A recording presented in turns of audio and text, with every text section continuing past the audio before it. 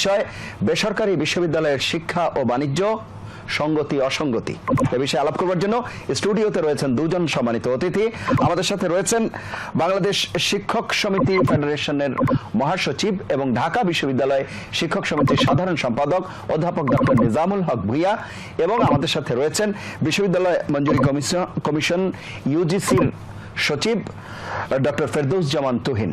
আপনাদের দুজনকে স্বাগত। এছাড়াও দর্শক অনলাইনে আমাদের সাথে এই মুহূর্তে যুক্ত আছেন সিটি ইউনিভার্সিটির উপাচার্য এবং শেরেবাংলা কৃষি বিশ্ববিদ্যালয়ের সাবেক উপাচার্য ডক্টর শাহী আলম এবং আমাদের সাথে যুক্ত হওয়ার কথা রয়েছে শিক্ষাবিদ ও গবেষক অধ্যাপক ডক্টর মমতাজউদ্দিন পাটোয়ারি।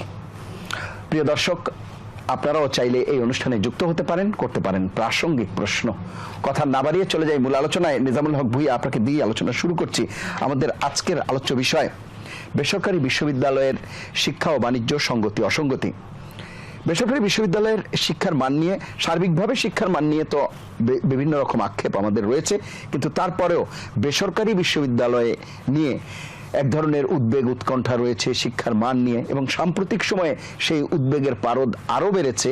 এর কারণ হচ্ছে সম্প্রতি ইউজিসি থেকে সম্ভবত 26টি বিশ্ববিদ্যালয়কে ভর্তির ব্যাপারে এক ধরনের শিক্ষার্থীদের প্রতি সতর্কতা জারি করা হয়েছে এবং সেখানে ইউজিসি বেশ কিছু অসঙ্গতি পেয়েছে। সেই অসঙ্গতির মধ্যে মূল অসঙ্গতি যেগুলো আমরা দেখেছি গণমাধ্যমে এসেছে, তার মধ্যে খুব গুরুতর অসঙ্গতি হচ্ছে শীর্ষ যে 3 পদ ভিসি, প্রভিসি, উপ উপাচার্য বা সহ উপাচার্য আমরা যাকে বলি, এবং রেজিস্ট্রার, সেই পদগুলো রাষ্ট্রপতির অনুমতি ব্যতীত, আচার্য যেহেতু রাষ্ট্রপতি, তার অনুমতি ব্যতীতই সেখানে কাজকর্ম চলছে।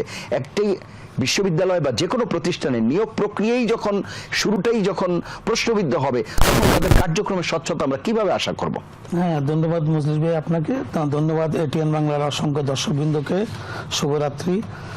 আপনি যথাযথই বলেছেন, আসলে স্বাধীনতার 50 বছর পূর্তি আমাদের চলছে। স্বাধীনতার আগে আমাদের ছিল 6টি বিশ্ববিদ্যালয়। স্বাধীনতার পরে আমরা 90 দশক পর্যন্ত শাহজালাল ইউনিভার্সিটি মিলিয়ে আমাদের 7টি বিশ্ববিদ্যালয়।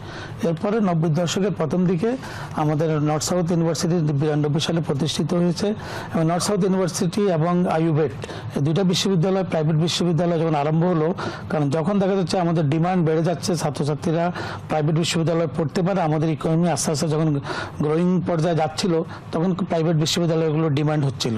সেই কারণে কিন্তু তৎকালীন সরকারি বিশ্ববিদ্যালয় মঞ্জুরি কমিশন প্রাইভেট বিশ্ববিদ্যালয়গুলোর অনুমতি দিয়েছিল। কিন্তু তখন মানুষ ভেবেছিল যে বিশ্বমানের আমাদের যে পাবলিক বিশ্ববিদ্যালয়গুলো যে স্ট্যান্ডার্ড, এমনকি যেমন আমাদের ঢাকা বিশ্ববিদ্যালয়, চট্টগ্রাম, রাজশাহী, জাহাঙ্গীরনগর, বুয়েট কৃষি বিশ্ববিদ্যালয়, শাহজালাল বিজ্ঞান ও প্রযুক্তি বিশ্ববিদ্যালয়, 7টি বিশ্ববিদ্যালয়ের পরে 2টি প্রাইভেট বিশ্ববিদ্যালয় এলো। এমনকি সেই কোয়ালিটি ডেভেলপ করবে, এমনকি আমাদের ছাত্র সমাজ সেখানে তারা পড়াশোনা করবে এবং তারা শিক্ষিত হবে, এমনকি তারা গবেষণা করবে এবং একজন আদর্শ নাগরিক হিসেবে তাদের গড়ে তুলবে। দুঃখজনক হলো সত্য যে আমার যে কনসেপ্ট নিয়ে প্রাইভেট বিশ্ববিদ্যালয়গুলো গঠিত হয়েছে, কিন্তু তারা সেভাবে কিছু দূর এগিয়ে যাওয়ার পর আমরা দেখছি যে হঠাৎ করে আমাদের শিক্ষার হার বেড়ে যাচ্ছে। যখন স্বাধীনতা পরে আমাদের শিক্ষার হার ছিল যে 20%, আজকে আমাদের 78% বা 80% বলি আমাদের শিক্ষার হার। আমাদের প্রয়োজন আছে প্রাইভেট বিশ্ববিদ্যালয়, পাবলিক বিশ্ববিদ্যালয়। আপনি দেখেন আমাদের 50টির মতো পাবলিক বিশ্ববিদ্যালয় অনগোয়িং, সেখানে 42টি বিশ্ববিদ্যালয় কাজ করছে তা পাবলিক, আর প্রাইভেট বিশ্ববিদ্যালয় আমাদের প্রায় 105টি। এর মধ্যে আমরা হাতে গোনা 8 থেকে 10 কার্যক্রম চালাচ্ছে সম্ভবত 99টি। হ্যাঁ, এর মধ্যে 8-10টি বিশ্ববিদ্যালয় তাদের কোয়ালিটি মেনটেন করতেছে। অনেকগুলো বিশ্ববিদ্যালয়কে আমরা দেখেছি তাদের পরিবারতন্ত্র, তারা পরিবারে হয় তাদের বাবা বিশ্ববিদ্যালয় উপাচার্য, না হলে দেখা যাচ্ছে যে ট্রাস্টি বোর্ডের চেয়ারম্যান অথবা ট্রেজারার, এভাবে বেশ কয়েকটি বিশ্ববিদ্যালয়। আমি নাম বলতে চাচ্ছি না, এটা আপনারাই জানেন। ইউজিসির সম্মানিত সেক্রেটারি ডক্টর ফেরদৌস জামান তুহিন ওখানে বসা আছেন, আরেকজন উপাচার্য আছেন শাহী আলম স্যার, উনি সিটি বিশ্ববিদ্যালয় উপাচার্য, মমতাজউদ্দিন পাটোয়ারি স্যারও সংযোগ হবে, উনারাও বলবেন। সেই বিশ্ববিদ্যালয়গুলোতে পরিবারতন্ত্র, এমনকি দেখা যাচ্ছে যে বিশ্ববিদ্যালয় একটা জবাবদিহিতা এবং বিশ্ববিদ্যালয়ের যে শিক্ষার মান, সে মানটা কিন্তু উনারা ধরে রাখতে পারছে না।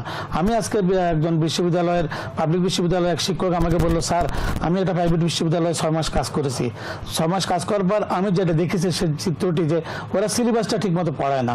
দেখা যাচ্ছে সিলেবাস ঠিকই আছে, এরা দেখে দেখে বেশ কিছু টপিকস তারা পড়াচ্ছে এবং দেখা যাচ্ছে একজন ছাত্র এসে বলে যে স্যার আপনি আমাকে এই দিলেন, অর্থাৎ 75% পেলে আমি A+ পেলাম না কেন? অর্থাৎ গ্রেডিংটা তারা ঠিক মতোই দিচ্ছে, কিন্তু আমাদের শিক্ষার সে মান, সে কোয়ালিটিটা তারা বাড়াচ্ছে না। এবং ইউজিসি যথাযথভাবে যে 26টি বিশ্ববিদ্যালয় চিহ্নিত করেছে, আমি এটা সাধুবাদ জানাই। কারণ আমার শিক্ষার মান যদি গুণগত মান ঠিক না থাকে, এই শিক্ষার সার্টিফিকেট সর্বত্র বিশ্ববিদ্যালয়ের প্রয়োজন নাই। আপনারা দেখেছেন যে প্রথম দিকে দারুল হাসান বিশ্ববিদ্যালয় নামে একটি বিশ্ববিদ্যালয়, তার 6টি ক্যাম্পাস, 6 জায়গা থেকে সার্টিফিকেট বিতরণ করা হতো। 6 জন উপাচার্য ছিল, 6টি ট্রাস্টি বোর্ড ছিল। পরবর্তীতে আমরা ইবাইস ইউনিভার্সিটি দেখেছি গত কয়েক বছর থেকে, যে ওখানে 2টা ট্রাস্টি বোর্ড। তারপর বিভিন্ন ক্যাম্পাস দেখা যাচ্ছে, এখানে যাত্রাবাড়িতে এক ক্যাম্পাস, তারপর দেখা যাচ্ছে ধানমন্ডিতে এক ক্যাম্পাস, তারপর দেখা যাচ্ছে উত্তরাতে এক ক্যাম্পাস। বিভিন্ন ধরনের শিক্ষার নামে বাণিজ্য চলেছে। এমনকি কতগুলো বিশ্ববিদ্যালয়ের, এই প্রাইভেট বিশ্ববিদ্যালয়কে অনেকগুলো ব্যাংক লিখে দিয়েছে যে এই সমস্ত বিশ্ববিদ্যালয়ের ছাত্রদেরকে আমরা ভর্তি করাবো না, আমরা নিয়োগ করবে না, সরি ওদেরকে চাকরিতে নিয়োগ করবে না, ওই সমস্ত ব্যাংক থেকে লিখে দেওয়া হয়েছে। তো তাইলে বুঝতে পারেন যে কোন পর্যায়ে তারা নিয়ে গেছে। অথচ সরকারের, আমি আমাদের মাননীয় প্রধানমন্ত্রীকে ধন্যবাদ জ্ঞাপন করি, উনি বলেছে প্রতিটি জেলাতে একটি করে বিশ্ববিদ্যালয় উনি স্থাপন করবে এবং উনি দিচ্ছে পর্যায়ক্রমে প্রায়গুলো ডিস্ট্রিক্টে কিন্তু আমাদের বিশ্ববিদ্যালয় হয়ে গেছে। এমনকি তার আলোকেও প্রাইভেট বিশ্ববিদ্যালয়ের জন্য উনি অনুমতি দিচ্ছে। ঢাকা বিশ্ববিদ্যালয়ের সাথে যখন ঢাকাতে নর্থ সাউথ বিশ্ববিদ্যালয় প্রতিষ্ঠিত হলো, তারপর পাশাপাশি আইইউবেট, এমনকি পরবর্তীবার বিভিন্ন বিশ্ববিদ্যালয়, ইস্ট ওয়েস্ট দেখেন, তার ব্র্যাক ইউনিভার্সিটি দেখেন, এমনকি দেখেন চট্টগ্রামেও কিন্তু প্রাইভেট বেশ কয়েকটা বিশ্ববিদ্যালয় আছে, রাজশাহীতে আছে, সিলেটে আছে। কিন্তু ওই বিশ্ববিদ্যালয়গুলোতে দেখেন যে সাপোর্টিভ টিচাররা, পার্ট টাইম টিচাররা কোয়ালিটি ডেভেলপ করার জন্য এই সমস্ত বিশ্ববিদ্যালয়ে তারা পার্ট টাইম ক্লাস নিচ্ছিল। এবং দেখা যাচ্ছে যে তারা যে প্রাইভেট বিশ্ববিদ্যালয়ে যে শিক্ষকগুলো নিয়োগ করছে, দেখা যাচ্ছে প্রাইভেট এবং পাবলিক মিলিয়ে কিন্তু তাদের শিক্ষার মানটাকে কিন্তু সামনের দিকে এগিয়ে নেওয়ার জন্য তারা কাজ করেছিল। কিন্তু আপনি দেখেন ফেরি অঞ্চলগুলোতে অনেক জায়গায় প্রাইভেট বিশ্ববিদ্যালয়ের শিক্ষক নেই, কিন্তু তারপরে দেখা যাচ্ছে যে স্ট্যান্ডার্ডের শিক্ষক থাকার কথা, সে মানের শিক্ষক তারা পাচ্ছে না। আর একটা জিনিস হলো যে গ্রেডিং পদ্ধতি, সেই গ্রেডিং পদ্ধতিটা তারা ইচ্ছা মতো করছে, যেটা পাবলিক বিশ্ববিদ্যালয় কোনোভাবে মানে স্ট্যান্ডার্ডটা যেভাবে, যেমন আমরা ঢাকা বিশ্ববিদ্যালয়ের কথাই বলি, আমাদের ছাত্রদের যে মান, আমাদের যে স্ট্যান্ডার্ড, আমরা তো স্ট্যান্ডার্ড থেকে 1 ইঞ্চি আমরা সরে আসবো না, কিন্তু বেশ কিছু প্রাইভেট বিশ্ববিদ্যালয় সে কাজটি করছে।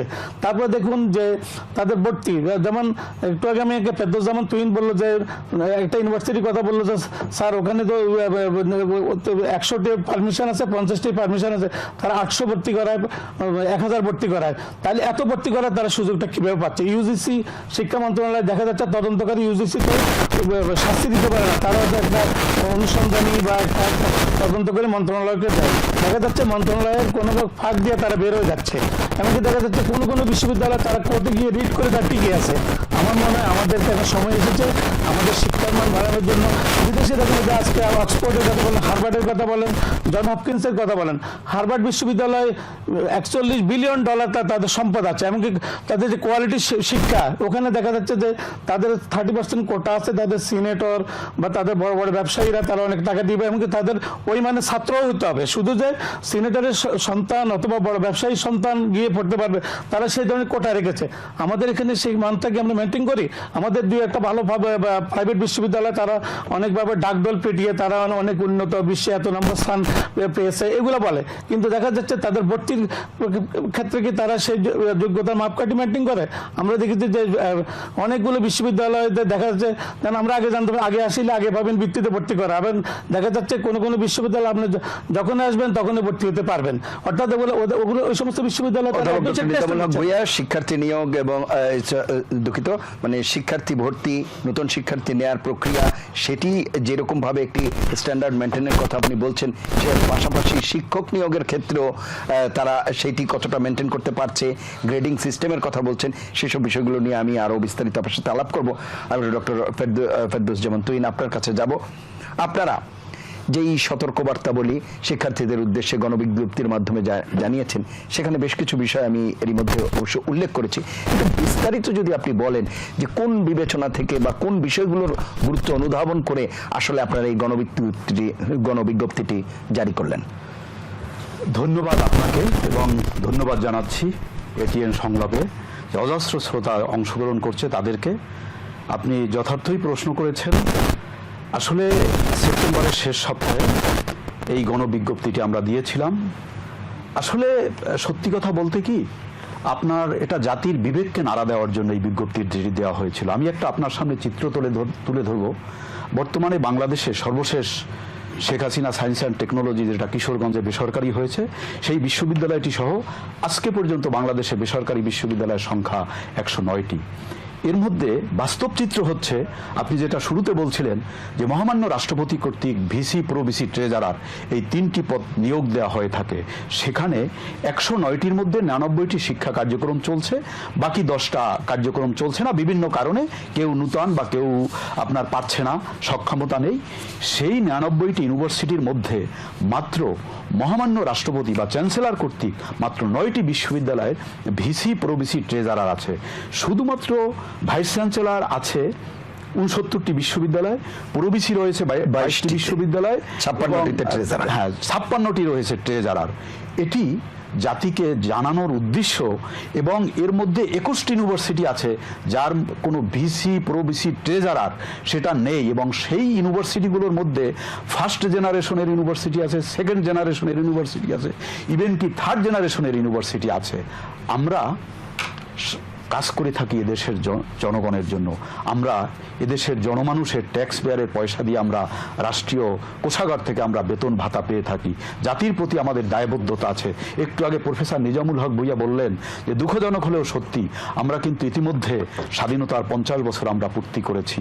আমরা ফাদার অব দ্য ন্যাশনের 100 বছর জন্মবার্ষিকী আমরা উদযাপন করছি, কিন্তু সেই সময় এসে আমাদের দেখতে হচ্ছে বাংলাদেশের বেসরকারি বিশ্ববিদ্যালয়ের হাল হকিকত।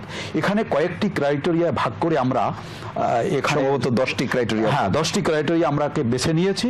সেগুলোর মধ্যে তারকা চিহ্নিত 1, 2, 3, মানে যত স্টার এখানে বেশি হবে সেখানে অনিয়ম বেশি। সেখানে 3টা স্টার পর্যন্ত আছে। বাংলাদেশের ফার্স্ট জেনারেশনের ইউনিভার্সিটির মধ্যে, যেটা প্রফেসর নিজামুল হক ভূঁইয়া একটু আগে ওনার সাথে টেবিল টকে আমি বলছিলাম যে একটা ইউনিভার্সিটি, পাইনিয়ার ইউনিভার্সিটি, আমি নাম না বলি, সেই ইউনিভার্সিটিতে একটি সাবজেক্টের অনুমোদন আছে। একটি সাবজেক্ট দিয়ে তারা সেখানে 12টি সাবজেক্ট চালাচ্ছে। তাদের সেখানে আসন সংখ্যা দেওয়া হয়েছিল 50টি, কিন্তু সেখানে তারা 800 ভর্তি করছে। এটা কি? তাদের পক্ষ থেকে বলা হচ্ছে আপনাদের কাছে অনুমতি চাওয়া হয়েছে, বিষয়টি প্রক্রিয়াধীন রয়েছে। না, এটা তো প্রক্রিয়াধীন কখন? যখন আমরা ধরলাম তাদের, যখন আমরা আমাদের ওয়েবসাইটে জাতিকে জানিয়ে দিলাম যে এদের এই একটা মাত্র কোর্স তখন তারা আবেদন করেছে। কই বছরের পর বছর তারা যে এই কোর্সটি চালিয়ে নিল মঞ্জুরি কমিশনের অনুমোদন ছাড়া, তখন তো তারা করেনি। তারপর যেটা বলেছেন যে পরিবারতন্ত্র, বিশ্ববিদ্যালয়গুলো এখন আপনারা জানেন যে 2010-এর সর্বশেষ আইন অনুযায়ী এখানে মিনিমাম হলো 9 জন, ম্যাক্সিমাম হলো 21 জন ট্রাস্টি থাকতে হবে। কোন কোন ইউনিভার্সিটি আছে যে 9 জনের মধ্যে 9 জনই একই পরিবারের, স্বামী, স্ত্রী, সন্তান, পুত্রবধূ, মেয়ের জামাই, এ ধরনেরও কিন্তু ইউনিভার্সিটি আছে এই বৈশিষ্ট্যের মধ্যে। তারপর মালিকানা নিয়ে দ্বন্দ্ব।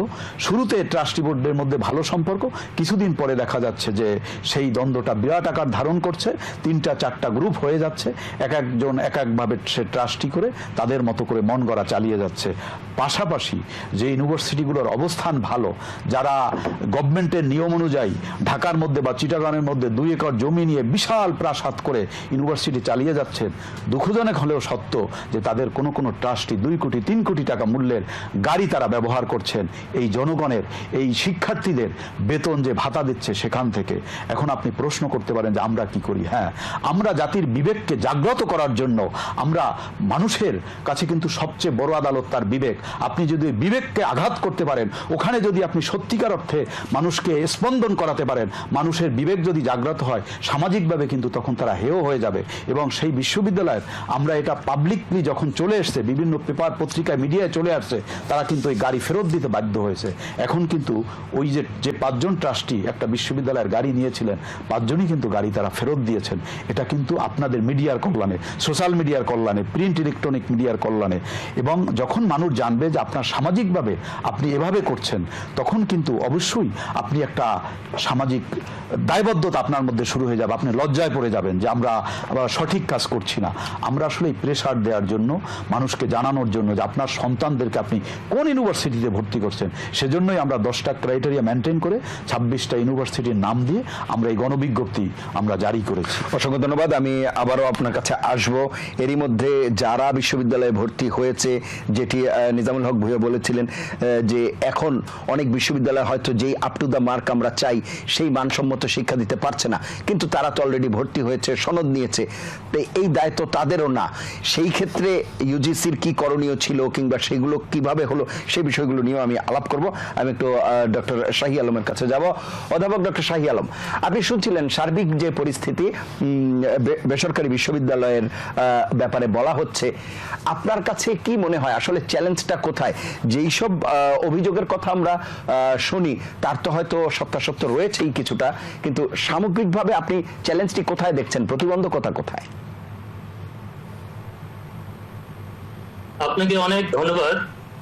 আমি অত্যন্ত আনন্দিত আজকে এটিএন বাংলা এই অনুষ্ঠানে আমাকে আমন্ত্রণ জানানোর জন্য। আমাদের সাথে এখানে আছেন ঢাকা বিশ্ববিদ্যালয়ের স্বনামধন্য অধ্যাপক প্রফেসর নিজামুল হক ভূঁইয়া সাহেব এবং ইউজিসির সম্মানিত সচিব ডক্টর ফেরদৌস জামান। আমি অত্যন্ত আনন্দিত ডক্টর ফেরদৌস জামান এখানে থাকার কারণ আমরা এই ধরনের আলোচনা প্রায়শই টেলিভিশনে দেখতে পাই, কিন্তু যারা এই আলোচনার সারমর্ম উপলব্ধি করে বাস্তব সমস্যার সমাধানে এগিয়ে আসবেন, তাদের কর্ণকুহরে এটা পৌঁছার জন্য যে মাধ্যম দরকার সেটি আমরা যথাযথ অনেক সময় পাইনি। কাজে আমি আজকে আমি ধন্যবাদ জানাই এই এটিএন বাংলার কর্তৃপক্ষকে যে ফেরদৌস জামান সাহেব এখানে আছেন। আমরা যা বলবো সেইটি ফেরদৌস জামান সাহেবের মাধ্যমে ইউজিসি তথা সরকারের যারা দায়িত্বশীল লোক আছে তারা এটি জানতে পারবে। আমি আমার আলোচনার শুরুতে জানাতে চাই, প্রফেসর নিজামুল হক সাহেব এবং ডক্টর ফেরদৌস জামান যা বললেন, এতক্ষণ আমরা শুধু বেসরকারি বিশ্ববিদ্যালয়ের নেগেটিভ সাইডটাই শুনলাম। ওনারা দুজনে যেটা বললেন পুরোটাই নেগেটিভ সাইড, এবং আজকের যে আলোচনার বিষয়বস্তু সেইটাও কিন্তু বেসরকারি শিক্ষা, বাণিজ্য ও অসঙ্গত। আমি আপনাদের জ্ঞাতার্থে জানাতে চাই যে বর্তমানে আমি একটি প্রাইভেট ইউনিভার্সিটির উপাচার্যের দায়িত্বে থাকলেও এর পূর্বে আমি প্রায় 50 বছর সরকারি বিশ্ববিদ্যালয়ে ছিলাম, এবং এর মধ্যে চার বছর আমি একটা সরকারি বিশ্ববিদ্যালয়ের উপাচার্য হিসেবে দায়িত্ব পালন করেছি। আমার পক্ষে সুযোগ হয়েছে দুটি পয়েন্টের এপিট দুটো দেখার। আমি আবারও বলি, ফেরদৌস জামান সাহেবের দৃষ্টি আকর্ষণ করে বলি, ওনারা যেটা বলেছেন যে প্রাইভেট বিশ্ববিদ্যালয়ের অনিয়মগুলি, আমি কোনোটাই ওনাদের সাথে দ্বিমত না করেও বলবো এর অনেকখানি দায়িত্ব কিন্তু ইউজিসি তথা সরকারের ঘাড়ে বর্তায়। কারণ আমাদের দেশে স্বাধীনতা পরবর্তীতে বঙ্গবন্ধুর নেতৃত্বে যখন সরকার বিশ্ববিদ্যালয়ে স্বায়ত্তশাসন দেওয়া শুরু করে, তখন আমরা জানি বাংলাদেশের 4টি বিশ্ববিদ্যালয় সরকারি বিশ্ববিদ্যালয় স্বায়ত্তশাসন পেয়েছিল। ওই সময় আমাদের মাত্র 7টি পাবলিক ইউনিভার্সিটি ছিল, প্রাইভেট ইউনিভার্সিটি ছিল না। কিন্তু তখন ইউজিসির যে জনবল, সেই জনবল 3 জন তখন সদস্য ছিলেন সম্ভবত, সেখানে পরবর্তীতে 5 জন সদস্য হয়েছে। এই 5 জন সদস্য দিয়ে 7টি বিশ্ববিদ্যালয়ের স্থানে এখন 108টি প্রাইভেট বিশ্ববিদ্যালয় এবং 53টি সরকারি বিশ্ববিদ্যালয় পরিচালিত হচ্ছে। কাজে ইউজিসি সীমাবদ্ধতা স্মরণ রেখেই আমি কতগুলো কথা আমি বলতে চাই। এতক্ষণ ডক্টর ফেরদৌস জামান এবং আমাদের নিজামুল হক সাহেব যেটা বললেন, আমাদের মনে রাখতে হবে যে প্রাইভেট বিশ্ববিদ্যালয় এবং পাবলিক বিশ্ববিদ্যালয়ের মধ্যে পার্থক্যটা কি। জনাব শাহী আলম, বিশ্ববিদ্যালয়ের সবচেয়ে বড় সমস্যা, আমি আপনার কাছে আসবো, দুঃখিত, আমি আপনার কাছে আসবো, বিস্তারিতই শুনবো। একটা বিরতি নিয়ে আসতে হবে আমাকে, নিয়মাফিক একটা বিরতি নিয়ে আসি। প্রিয় দর্শক, নিটল টাটা এটিএন সংলাপে পর্যায়ে নিচ্ছি বিরতি, থাকুন আমাদের সঙ্গেই। City University, creating a culture of excellence. Doctor Shahi Alam, বিরতির আগে আমরা যে প্রসঙ্গে ছিলাম আপনি সেটি শেষ করেন, পরবর্তীতে আমরা আবার ধন্যবাদ। ধন্যবাদ আপনাকে। আমি যা বলছিলাম সেটি হলো সরকারি এবং বেসরকারি বিশ্ববিদ্যালয়ের পার্থক্যগুলি আমাদেরকে অনুধাবন করতে হবে। সরকারি বিশ্ববিদ্যালয় সরকারি পয়সায় চলে, সরকারি অনুদান এবং সরকারি বাজেটে পরিচালিত হয়। সেক্ষেত্রে প্রাইভেট বিশ্ববিদ্যালয়ে তাদের নিজস্ব অর্থায়নে চলতে হয়। আমাদের দেশের যারা আমাদের ডোনেশনের মাধ্যমে অথবা স্ব-উদ্যোগে সমাজ ঐতিহ্য হিসেবে পরিচিত, তাদের অনুদানে এই প্রাইভেট বিশ্ববিদ্যালয়গুলি জন্ম হয়েছে এবং নন প্রফিটেবল অর্গানাইজেশন হিসাবেই কিন্তু এদেরকে জয়েন্ট স্টক কোম্পানি থেকে রেজিস্ট্রেশন করিয়ে তাদের বিশ্ববিদ্যালয়গুলি পরিচালনা করার কথা। কিন্তু বাস্তবে সেটি কতটা হচ্ছে সেইটি ইউজিসি জামান সাহেব এখানে আছেন, ওই যেটা বললেন এটি দেখভালের দায়িত্ব কিন্তু অনেকখানি ইউজিসির উপরে। আমি শুধু বলতে চাই যে অ্যাপয়েন্টমেন্ট প্রসিডিউর যে এতক্ষণ বলা হলো ভিসি প্রভিসি ট্রেজারার বহু বিশ্ববিদ্যালয় নাই, ভিসি প্রভিসি ট্রেজারার মাত্র হাতে গোনা কয়েকটা বিশ্ববিদ্যালয় আছে। এই যে বিশ্ববিদ্যালয়ে ভিসি নাই, প্রভিসি নাই, অথবা ট্রেজারার নাই, অথবা 3টি পদই নাই, এইসব বিশ্ববিদ্যালয় কি করে চলছে, আইনের কোন আলোকে তারা চলাতে পারছে, সেই ব্যাখ্যা কিন্তু ইউজিসির কাছেই আমরা চাইতে পারি। এবং সরকারও এর জন্য সরকারকেও আমরা বলতে পারি যে এই বিশ্ববিদ্যালয়ে গেলে কিভাবে তাহলে চলছে। এখানে আমি একটা জিনিস বলতে চাই এই সুযোগে, যে সরকারি বিশ্ববিদ্যালয়ের ভিসি প্রভিসি ট্রেজারার নিয়োগের যে পদ্ধতি, প্রাইভেট বিশ্ববিদ্যালয়ে অনেকটাই কিন্তু তাই। শুধু পার্থক্য হলো panel is made by the Ministry for Public University and for private university panel is made by the trustee board. এখানে আমি একটি সাজেশন দিতে চাই, প্রাইভেট বিশ্ববিদ্যালয়ের যে এই ভিসি প্রভিসি ট্রেজারার অ্যাপয়েন্টের যে পদ্ধতিটি যেভাবে এখন হচ্ছে তার মধ্যে আমি মনে করি পূর্বের অভিজ্ঞতা থেকে এই উন্নয়নের লক্ষ্যে একটি কাজ করা যেতে পারে, সেইটি হলো যে অ্যাডভার্টাইজমেন্টের মাধ্যমে ভিসি প্রভিসি ট্রেজারার সবগুলি বিশ্ববিদ্যালয়ে অ্যাডভার্টাইজমেন্টের মাধ্যমে এবং অ্যাডভার্টাইজমেন্ট যেটা হয় সেইটি ইউনিভার্সিটি নিজেও করতে পারে, অথবা ইউজিসি করে যে অ্যাপ্লিকেশনগুলো আসবে তাদের মধ্যে থেকে সিলেকশন প্যানেল তৈরি করে দিতে হবে। আমার জানার মধ্যে বাংলাদেশে বহু কোয়ালিফাইড লোক আছে যারা বিশ্ববিদ্যালয়ের ভিসি প্রভিসি ট্রেজারার হওয়ার যোগ্যতা রাখে, কিন্তু তাদের এই তথ্যগুলো তাদের কাছে নাই যে কোন ইউনিভার্সিটির ভিসি প্রভিসি ট্রেজারার দরকার। কাজেই এই যে ট্রাস্টি বোর্ড তাদের নিজস্ব ইচ্ছা মতে এই যে প্যানেল তৈরি করে এইটি না করে যদি একটা অ্যাডভার্টাইজমেন্টের মাধ্যমে করে এইটি অনেক সহজ হতে পারে। আরেকটি হলো যে পদ্ধতিতে ট্রাস্টি বোর্ডের মাধ্যমে ট্রাস্টি বোর্ড প্যানেল পাঠায় মন্ত্রণালয় থেকে আসে ইউজিসির কাছে, ইউজিসি আবার পাঠায় মন্ত্রণালয়, তারপরে মন্ত্রণালয় থেকে প্রাইম মিনিস্টার অফিস হয়ে যায় মহামান্য চ্যান্সেলরের কাছে। এই যে পদ্ধতিতে বহু সময় নষ্ট হয়, যার জন্য আমি মনে করি এই কাজটি ইউজিসি শুরু করে, ইউজিসি প্রথম যদি এই ট্রেনিংটা শুরু করে মন্ত্রণালয় হয়ে পরবর্তী চ্যানেলগুলি পার করে, তাহলে অন্তত 2-3 মাস প্রত্যেকটি অ্যাপয়েন্টমেন্টের এসে যায়। কাজে এই যে আমরা যেটা জানি অনেকগুলো বিশ্ববিদ্যালয় ভিসি নাই, প্রভিসি নাই, অথবা ট্রেজারার নাই, প্যানেল পাঠালে দেখা যায় 3 মাস 4 মাস 6 মাস 1 বছর পার হয়ে যায়, তারপরে কিন্তু অনুমোদন আসে না। সব ক্ষেত্রে আমি বলছি না, বেশিরভাগ ক্ষেত্রে আমরা তাই অবলম্বন করছি। আমরা এই বিষয়টি একটু জনাব ফেরদৌসজামানের কাছে শুনে আসি, এরপরে আবার আমি আপনার কাছে আসবো। ডক্টর ফেরদৌসজামান, বেশ কিছু প্রসঙ্গে ডক্টর শাহী আলম বলছিলেন, আপনি যদি সেই বিষয়ে আমি প্রফেসর ডক্টর শাহী আলম স্যারের সূত্র ধরেই বলছি, তিনি যা বলেছেন তা আপনার একদিনে চাইলে পরিবর্তন হবে না, কারণ এটা আইনের ধারা অনুযায়ী চলে। আপনি জানেন যে প্রত্যেকটা পাবলিক ইউনিভার্সিটি চলে নিজস্ব একটা পাবলিক ইউনিভার্সিটির জন্য এক একটা আইন, কিন্তু প্রাইভেট ইউনিভার্সিটির জন্য একটাই আইন, অর্থাৎ যেটি 92-তে ছিল এবং পরবর্তীতে 2010-এ অ্যামেন্ডমেন্ট করা হয়েছে। এক্ষেত্রে আমাদের প্রফেসর শাহী আলম যে প্রস্তাবটা দিয়েছেন উত্তম প্রস্তাব, তবে সেটি করতে হলে অবশ্যই আইনের ধারায় পরিবর্তন আনতে হবে এবং সেখানে যারা ট্রাস্টি বোর্ড বলেন, বা আমি যদি সোজা বাংলায় মেঠো বাংলায় বলি, যে মালিক পক্ষ তাদের কিন্তু রাজি করতে হবে। তারা বলতে পারেন যে ঢাকা, চট্টগ্রাম বা বিভাগীয় শহরে আমরা কোটি কোটি টাকা ইনভেস্ট করব, আর ট্রাস্টি বোর্ড যদি আমরা ভিসি প্যানেল না পাঠাতে পারি, আরো ব্যাপার আছে এখানে। পাবলিক ইউনিভার্সিটিতে আমরা শিক্ষকদের একটা বেতন সরকারি স্কেল আছে, বেসরকারিতে তা নাই।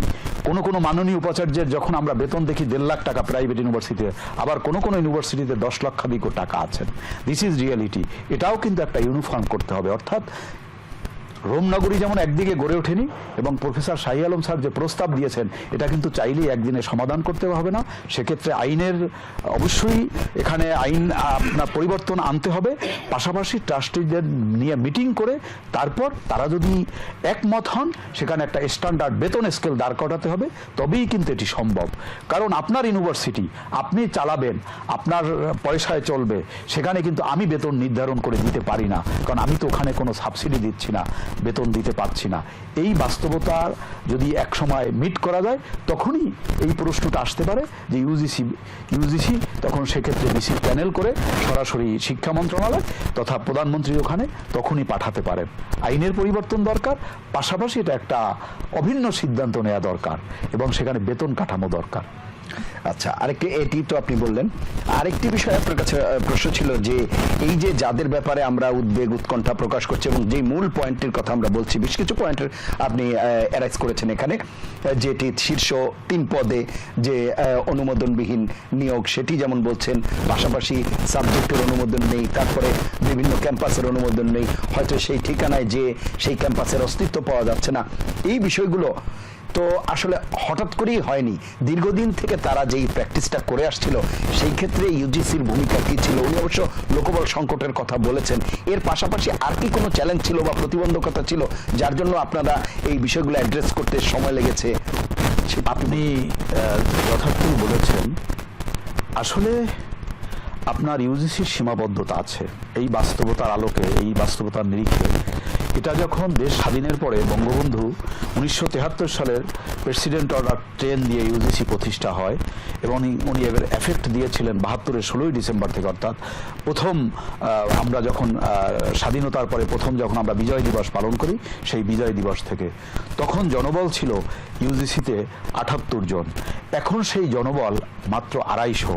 6টি বিশ্ববিদ্যালয় থেকে এখন 160টি বিশ্ববিদ্যালয় এই মুহূর্তে, 109টি প্রাইভেট ইউনিভার্সিটি, পাবলিক ইউনিভার্সিটি 51টি এই মুহূর্তে, 160টি বিশ্ববিদ্যালয়। কিন্তু সে তুলনায় জনবল কি বেড়েছে। তারপর আইনেও প্রবলেম আছে। ইউজিসির যে আইন, সেই আইন অনুযায়ী বা বেসরকারি বিশ্ববিদ্যালয় যে আইন বলে প্রতিষ্ঠিত হয়েছে, তাতে ইউজিসি কোনো বিষয় অনিয়ম হলে তদন্ত করে সেটা সরকারের কাছে জানাতে পারে। আমরা কিন্তু শুধু সেটা সরকার বা শিক্ষা মন্ত্রণালয়কে জানিয়ে আমরা বসে থাকি না। মানুষকে জানানোর জন্য, মানুষের বিবেককে নাড়া দেওয়ার জন্য আমরা কিন্তু এটা বিভিন্ন প্রিন্ট এবং ইলেকট্রনিক মিডিয়াও দিয়ে থাকি। কারণ এটা একটা কিন্তু বিরাট মাধ্যম। এর মাধ্যমে কিন্তু মানুষ সচেতন হতে পারে। সামাজিকভাবে কিন্তু ওই সমস্ত লোকজন যখন নিজেকে নিজে হেয় প্রতিপন্ন হয়, মানুষ যখন ধিক্কার দেয়, তখনও এটা কিন্তু একটা মানে জাজমেন্টের মধ্যে চলে আসে। এই বাস্তবতা। সুতরাং এখানে ইউজিসির যে সীমাবদ্ধতা, আইনের পরিবর্তন আনতে হবে, ইউজিসিকে এম্পাওয়ারমেন্ট করতে হবে। তখন ইউজিসি যদি সরাসরি অ্যাকশনে যেতে পারে, ইউজিসি সরাসরি। আর একটি বিশ্ববিদ্যালয় কিন্তু এটা কিন্তু একটা বাজারের পণ্য নয়, যেটার মান ভালো না আজকে এটা বন্ধ করে দিলাম। এটা হলো শিক্ষা।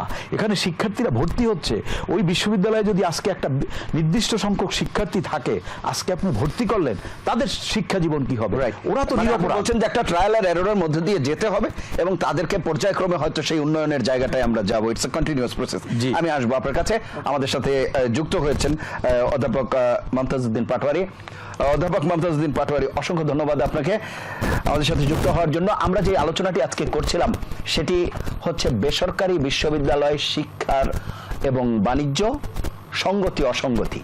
এবং এই আলোচনায় সম্মানিত 3 জন যে আলোচক রয়েছেন আমাদের সাথে, ডক্টর নিজামুল হক ভূঁইয়া, ফেরদৌস জামান তুহিন এবং ডক্টর শাহী আলম, ওরা 3 জনই যে বিষয়টি বলেছেন তার মূল যে বিষয়টি সেটি হচ্ছে যে সাম্প্রতিক সময়ে ইউজিসি বেসরকারি বিশ্ববিদ্যালয়ের মানের ব্যাপারে যে উদ্বেগ উৎকণ্ঠা দেখিয়েছে এবং তা নিয়ে যে বিজ্ঞপ্তি এসেছে, সেখানে সবচেয়ে উদ্বেগজনক তথ্য হচ্ছে বিদ্যমান 99টি বিশ্ববিদ্যালয় যারা শিক্ষা কার্যক্রম পরিচালনা করছে, তার মধ্যে মাত্র 9টি বিশ্ববিদ্যালয়ে রাষ্ট্রপতির নিয়োগ করা উপাচার্য, সহ উপাচার্য এবং রেজিস্ট্রার আছে।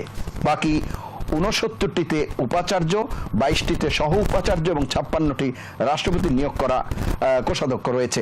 18টিতে শীর্ষ পদে 3 জনের কেউই নাই। সমত 18টি হবে না, এই সংখ্যা 21টি হবে। যাই হোক, এই হচ্ছে সামগ্রিক পরিস্থিতি। কেন এমনটা হলো, এর দায় কতটা মালিক কর্তৃপক্ষের, কতটা নিয়ন্ত্রক সংস্থা হিসেবে বা রেগুলেটর হিসেবে যদি আমরা বলি ইউজিসির, সার্বিকভাবে যদি বিষয়টি উল্লেখ করেন। ধন্যবাদ। আসলে আমি নিজে যুক্ত হতে একটু টেকনিক্যাল সমস্যা হওয়ার কারণে অনেক কিছু শোনা থেকে জানা থেকে বঞ্চিত হয়েছি। তবুও আপনার ব্রিফিং এ যতটুকু বুঝতে পেরেছি যে আসলে বাংলাদেশে বেসরকারি বিশ্ববিদ্যালয় 90-এর দশকের শুরুতে একটা সম্ভাবনা নিয়েই আমাদের কাছে হাজির হয়েছিল এবং আমরা তখন প্রত্যাশাও করেছিলাম যে বেসরকারি বিশ্ববিদ্যালয়ে আমাদের যে উচ্চশিক্ষার চাহিদা, সে চাহিদা পূরণে একটা গুরুত্বপূর্ণ ভূমিকা পালন করবে। যেহেতু আমাদের পাবলিক বিশ্ববিদ্যালয়ের সংখ্যা তখন খুবই কম ছিল, তো সে কারণেই তখন এই প্রত্যাশাটা ছিল। তবে যে মূল দুর্বলতাটা আমাদের প্রথমে হয়তো ঘটে গিয়েছিল, সেটা হলো আসলে আমাদের দেশে যে কোনো প্রতিষ্ঠান বা কোনো ধারার কোনো প্রতিষ্ঠান যখন অনুমোদন দেওয়া শুরু হয়, তখন যদি সেটি নিয়মানুবর্তিতার সঙ্গে অর্থাৎ নিয়মানুগভাবে যদি এগুলো প্রদান করা হয় তাহলে একটু কন্ট্রোলে রাখা যায়। কিন্তু দেখা গেছে যে 90-এর দশকে 2, 3, 4, 5 বছরের বেশি এটাকে কন্ট্রোলে রাখা যায়।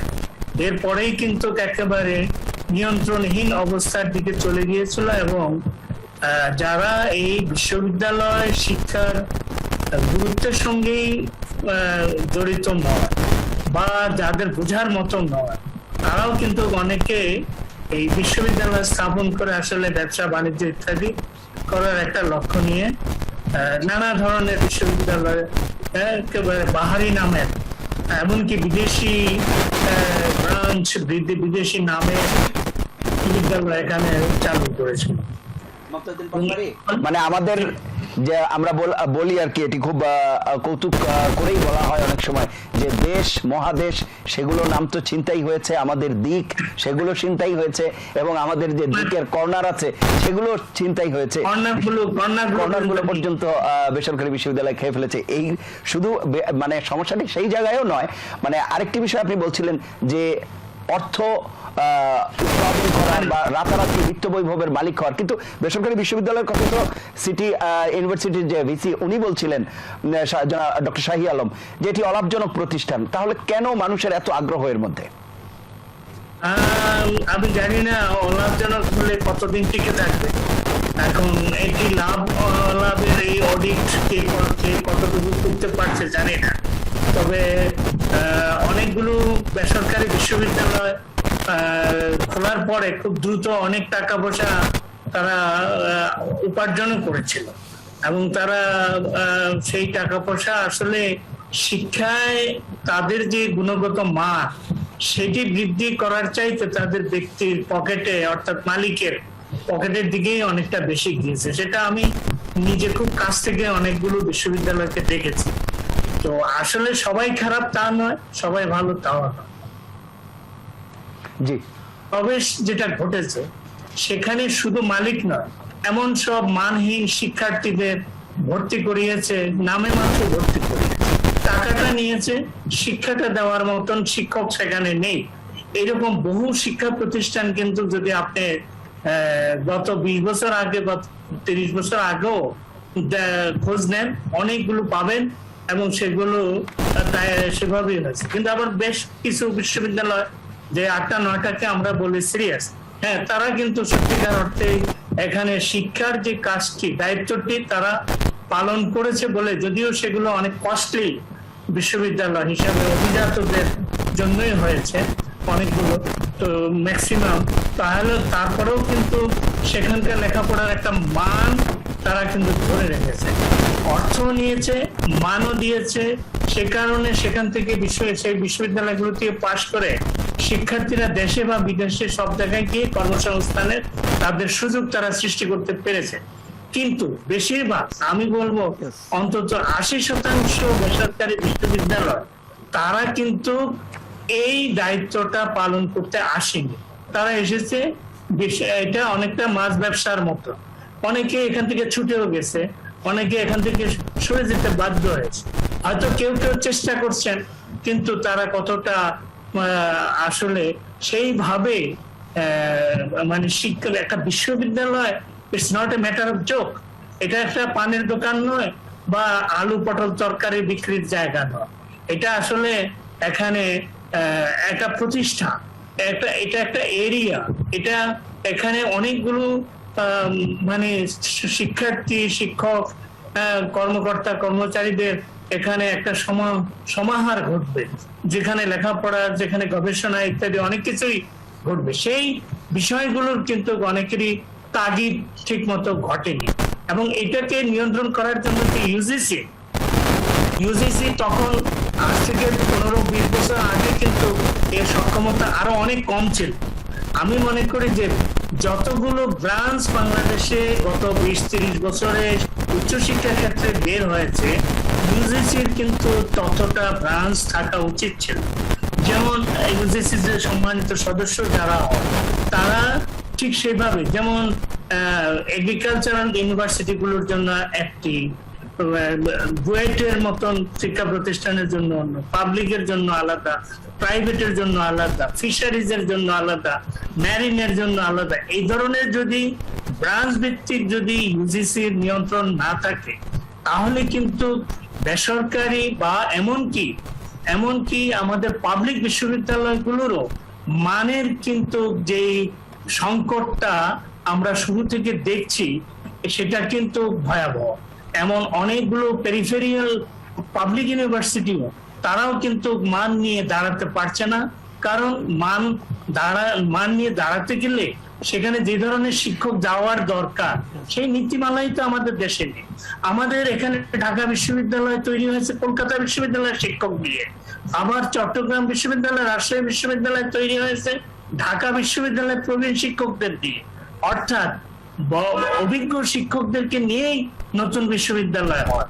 আর এখন দেখা যাচ্ছে যে পেরিফেরিতে যে সমস্ত বিশ্ববিদ্যালয়গুলো তৈরি হচ্ছে, সেখানে প্রবীণ কোন শিক্ষক, অভিজ্ঞ কোন শিক্ষককে না পেয়ে জুনিয়র একজন শিক্ষক চেয়ারম্যানের দায়িত্ব পালন করছে, যার বিশ্ববিদ্যালয়ের প্রশাসনিক, একাডেমিক কোনো অভিজ্ঞতাই নেই। এই সাম্প্রতিক সময়ে আমরা জানি কোন একটা বিশ্ববিদ্যালয়ের জনৈক শিক্ষিকার যে কর্মকাণ্ড, সেটা আসলে তাকে আমি কতটা দোষ দেব? তাকে তো এই ধরনের একটা বিশ্ববিদ্যালয়ের শিক্ষক হয়ে ওঠার জন্য অন্য সিনিয়র শিক্ষকদের সঙ্গে অন্তত 10-15-20 বছর শিক্ষকতা করার অভিজ্ঞতা থাকলো। আমরা অন্তত তাই করেছি।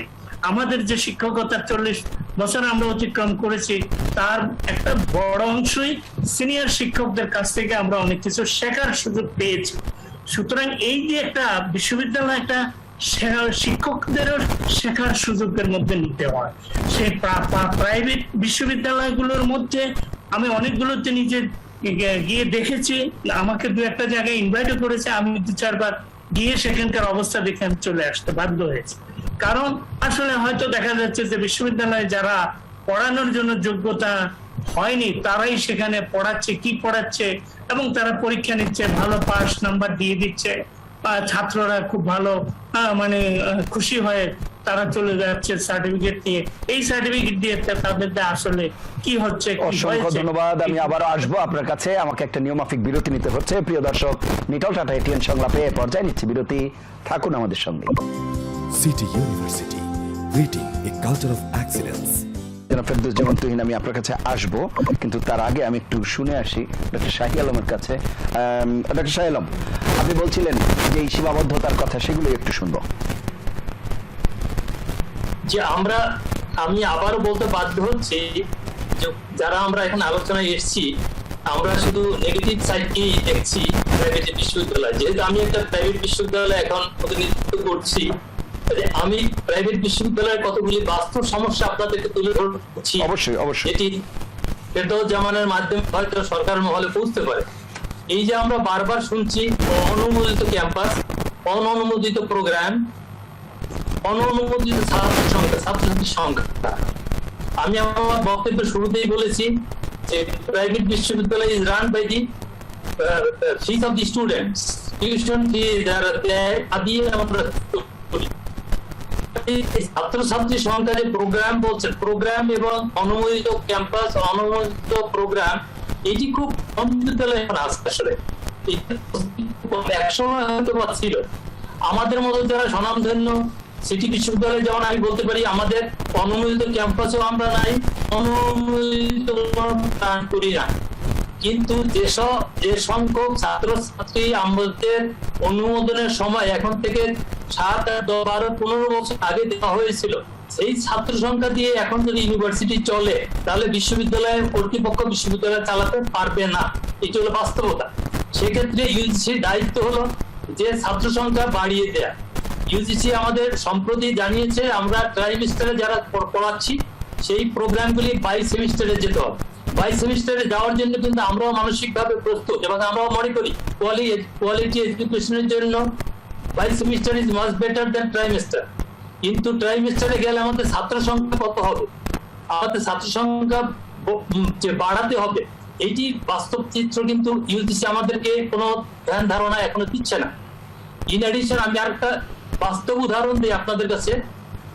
আমাদের প্রতিটি প্রাইভেট বিশ্ববিদ্যালয়ে এই সমস্যা আমরা ভুগছি। ডিপার্টমেন্ট অফ ল একটা প্রোগ্রাম আছে আমাদের সব মোটামুটি সব ইউনিভার্সিটি, সেখানে ম্যাক্সিমাম 50 জন করে ভর্তি করা যায়। 50 জন ভর্তি করার পরে বার কাউন্সিল বলছে, আমাদের একটা ব্যারিয়ার দিয়ে দিয়েছে যে ভর্তির সময় 50 জনের বেশি ভর্তি করা যাবে না। কিন্তু বাস্তবে আমরা দেখি প্রাইভেট ইউনিভার্সিটি ভর্তি হয় ওই 50 জনের মধ্যে মাত্র 20, 30, 40% ম্যাক্সিমাম ফাইনাল ইয়ার পর্যন্ত যেতে পারে, এর আগেই সব ঝরে পড়ে। কাজেই এই যে শেষ পর্যন্ত 50 জনের মধ্যে মাত্র 20 জন, 22 জন, 25 জন পর্যন্ত যে শেষ সেমিস্টার পর্যন্ত যায়, এই 20-22 জনের যে টিউশন ফি আসে তা দিয়ে কিন্তু কোয়ালিটি এডুকেশন, কোয়ালিটি শিক্ষক ধরে রাখা যাবে না। কাজে আমার একটা বাস্তব প্রস্তাব এখানে আপনাদের মাধ্যমে, সেটি হলো যে বার কাউন্সিলের যে নিয়মটি আছে ইউজিসি থেকে সমর্থন দিয়েছে, এইটি করা যায় যে 50 জনের বেশি বার কাউন্সিল ফাইনাল ইয়ারে এনরোলমেন্ট দিবে না, কিন্তু ভর্তি আমরা 50 জনের বেশি করতে পারবো। তা না হলে কিন্তু এই প্রোগ্রাম চালানো সম্ভব না। This is an unique example for all the departments. আমি অতি সম্প্রতি ইউজিসির কর্মকর্তাদের সাথে কথা বলেছি, আমরা 22 সেমিস্টারে যেতে চাই ট্রাইমেস্টার থেকে, কিন্তু আমাদেরকে ছাত্র সংখ্যা বৃদ্ধি করতে হবে। কারণ যদি 50 জন কোনো প্রোগ্রামে থাকে ট্রাইমেস্টারে, তাহলে বছরে আমরা 350, 150 ভর্তি করতে পারি। সেখানে 22 সেমিস্টারে গেলে আমরা কতজন ভর্তি করতে পারবো? 75 জন, তাও কিন্তু তারা বলছে না। আমরা চাচ্ছি যেখানে 50 জন ট্রাইমেস্টারে ছিল, সেখানে 22 সেমিস্টারে গেলে অন্তত 100 থেকে 150 আমাদের ছাত্র সংখ্যা অনুমোদন দিতে হবে। কিন্তু সেইটি না দিয়ে যদি তারা ট্রাইমেস্টার থেকে 22 সেমিস্টারে আসতে চায়, আমরাও কিন্তু তাদের সরকারি সিদ্ধান্তকে সমর্থন জানাই, কিন্তু বাস্তবে এটা প্রয়োগ করা যাচ্ছে না। এইটি হলো একটা দিক। আর একটা দিক হলো যেমন যেটা বললেন যে 2010-এর আইন, এই 2010-এর আইনটি কিন্তু এক সময় খুব ইউনিক আইন ছিল, কিন্তু এখন এটিকেও মানে পরিবর্তন করার সময় এসছে। এবং আমরা বারবার বলি পাবলিক বিশ্ববিদ্যালয়ে কিন্তু ভাইস চ্যান্সেলরদের একটা ফোরাম আছে, association of university of Bangladesh বলে, এবং প্রাইভেট ইউনিভার্সিটি কিন্তু এই ধরনের কোনো ফোরাম নাই, যার জন্য সরকার আলোচনা করে মালিক পক্ষের সাথে, কিন্তু স্টেক হোল্ডারের একটা অন্যতম অংশ হলো ভাইস চ্যান্সেলর বৃন্দ। কিন্তু ভাইস চ্যান্সেলরদের সাথে আমি কিন্তু বারবার বলছি যথাযথ জায়গায় যে আপনারা অন্তত আমাদের সাথে একবার বসার ব্যবস্থা করেন। আমি ভাইস চ্যান্সেলর হয়েছি মোর দ্যান 3 ইয়ার্স, আমি 3 বছরে এই প্রস্তাবটার পক্ষে এখন পর্যন্ত কাউকে সাড়া দেখি নাই। কাজেই বিশ্ববিদ্যালয় আইন যেটি চলছে, ভাইস চ্যান্সেলরদের হাতে অনেক ক্ষমতা দেওয়া আছে থিওরিটিক্যালি, কিন্তু বাস্তবে কতটা আছে, বাস্তবে আমরা কতটা প্রয়োগ করতে পারি। ডক্টর শাহী আলম, আরেকটি বিষয় আপনার কাছে মনে হয় কিনা, আপনি তো অসঙ্গতি বেশ কিছু বিষয়ে বললেন, কিংবা আপনাদের যে প্রতিবন্ধকতা সেটি বললেন, কিন্তু যেই আইনে এখন বিশ্ববিদ্যালয় আছে সেখানে বিওটি মানে যেটি আমরা বলছি বোর্ড অফ ট্রাস্টি, সেই জায়গায় রেজিস্টার অফ জয়েন্ট স্টকসের থেকে নিবন্ধন নেওয়ার বিষয় রয়েছে, কিন্তু আমাদের কাছে যে তথ্য আছে তাতে প্রায় অর্ধেকের বেশি বিশ্ববিদ্যালয় সেই নিবন্ধনটি নেয়নি, তাহলে তাদের বোর্ডটি কি আসলে বৈধ থাকে আইনসঙ্গতভাবে, ট্রাস্টি বোর্ড? সেটা মনে নিতে হবে। এটির উত্তর যদি আমাকে দিতে বললেন আমি এইভাবে দিব, ট্রাস্টি বোর্ডের হস্তক্ষেপ যেটি সেটি কিন্তু আমরা কন্ট্রোল করতে পারবো না, সেই যে কন্ট্রোল করতে পারবে সরকার অথবা ইউজিসি, কাজে এইটি দেখভাল করার দায়িত্ব ইউজিসি। অসংখ্য ধন্যবাদ। আমি একটু শুনে আসি ডক্টর ফেরদৌজ্জামানের কাছে। ডক্টর ফেরদৌজ্জামান, আপনি সার্বিকভাবে আমি যে প্রশ্নটি করেছিলাম সেটি এবং ডক্টর শাহী আলমও যে বিষয়গুলো অবতারণা করেছেন। আমি আপনার প্রশ্নেরই উত্তর প্রথম দিচ্ছি। আপনি ঠিকই বলেছেন যে বেশ কিছু ইউনিভার্সিটির সংখ্যা না বললাম যে তাদের বোর্ড অফ ট্রাস্টি যে প্রবলেম আছে, এবং এই কথা চিন্তা করেই কিন্তু 2010 সালের পূর্বে বিষয়টি ছিল না যে জয়েন্ট স্টকের ফাউন্ডেশন, তখন শুধুমাত্র ফাউন্ডেশন ছিল। রাইট। কিন্তু দেখা গেল যে রাতারাতি আপনার যে একটা শক্তিশালী পক্ষ আপনার ইউনিভার্সিটির একটা সাইনবোর্ডটা নিয়ে আপনার মালিকানা চেঞ্জ হয়ে যাচ্ছে। এইটা বন্ধ করার জন্যই, কারণ আপনি জানেন যে একটা জয়েন্ট স্টক যখন রেজিস্ট্রেশন দেয় তার পিছনে কিন্তু সরকারের সর্বোচ্চ গোয়েন্দা সংস্থা কাজ করে, তারা ফিল্ড লেভেলে খবর নিয়ে তারপর কিন্তু আপনাকে দিচ্ছে। এখানে কিন্তু রাতারাতি মালিকানা বা ট্রাস্টিদের চেঞ্জ হওয়ার সম্ভাবনা থাকে না, তাদের একটা নিরাপত্তা থাকে। সুতরাং এটা একটা আইনের একটা ভালো দিক। আর আমাদের প্রফেসর শাহী আলম স্যার যে বিষয়গুলো বললেন যে আপনার, আমি শাহী আলম স্যারের ওই বিষয়টিতে যাব, কিন্তু এখন যারা নেয়নি তাদের জন্য আপনারা কি ব্যবস্থা করেছেন বা মানে তাদেরকে কি পরামর্শ দিয়েছেন বা উদ্যোগ নিচ্ছেন যে এই রেজিস্ট্রেশন করার ব্যাপারে? তাদেরকে আমি বলি, আপনার ফার্স্ট জেনারেশনের একটা ইউনিভার্সিটি যেটা আপনার টপ 5-এ পড়ে, এটা নাম বলা যাবে না, সে ধরনের একটা ইউনিভার্সিটি আছে, ওনারা বাস্তবতা বুঝেন নাই ওনাদের সামনে কতটা অশনি সংকেত এটা না করার কারণে, এবং তাদেরকে লাস্ট চিঠি দিয়ে বলা হয়েছে যে এটা আসলে একটা প্রক্রিয়া ব্যাপার, যে তাদেরকে 6 মাস সময় দেওয়া হয়েছে, যে এই 6 মাসের মধ্যে যদি আপনারা আপনাদের trustee board of trustees BOT ঠিক না করেন, এর মধ্যে যদি আপনারা এই বিষয়টি আপনার উপস্থাপন না করেন, তাহলে পরবর্তীতে আপনাদের কোনো নূতন সিলেবাস অনুমোদন দেওয়া হবে না, নূতন কোনো বিভাগের অনুমোদন দেওয়া হবে না। অর্থাৎ আমরা আমাদের আইনের মধ্যে থেকে আমাদের যে সীমিত সুযোগ আছে সেটা আমরা সর্বোচ্চটুকুই আমরা প্রয়োগ করছি, এবং তাদেরকে আমরা একটা নির্দিষ্ট টাইম বেঁধে দিয়েছি যে এর মধ্যে আপনারা এই প্রক্রিয়া শেষ করেন, তা নাহলে ভবিষ্যতে আপনাদের নূতন সাবজেক্ট, আপনাদের ভবিষ্যতে নিয়োগ, বিসি, প্রো বিসি, ট্রেজারার, এ ব্যাপারে কিন্তু ইউজিসি তখন মহামান্যের ধারস্থ হবে এবং আমরা লিখিত দিতে বাধ্য হব। এবং আমাদের এই চিঠি দেওয়ার পরে আমার জানা মতে গত 3 মাসে কিন্তু 7টা ইউনিভার্সিটি থেকে প্রস্তাব এসছে, এবং এটা মাঠ পর্যায়ে গোয়েন্দা সংস্থা তারা এর উপর কাজ করছে, এবং এটা একটা পজিটিভ থিঙ্কিং। এটা যে আর আরজেসির ক্ষেত্রে আরেকটি ব্যাপার দেখা যাচ্ছে আরজেসির ক্ষেত্রে, সেটি হচ্ছে যে এটি আমাদের প্রায় অনেক প্রতিষ্ঠানের ক্ষেত্রেই হয়তো ললাট লিখনের মতো, সেটি হলো পদে পদে হয়তো দীর্ঘসূত্রিতা যেটি আমরা বলি সেটি তৈরি হয় এই নিবন্ধন প্রক্রিয়াতে। সেক্ষেত্রে কি ইউজিসির কোনো পদক্ষেপ থাকে কিনা যে এই বিষয়টিকে আরো গতিশীল করবে এবং তারা আরো বেশি আগ্রহী হয়? অনেকে হয়তো আগ্রহ হারিয়ে ফেলে দিনের পর দিন এই অনুমোদনটি নিতে, যে এবং সেই জন্য তারা আর অ্যাভয়েড করে, সেটি করতে চায় না।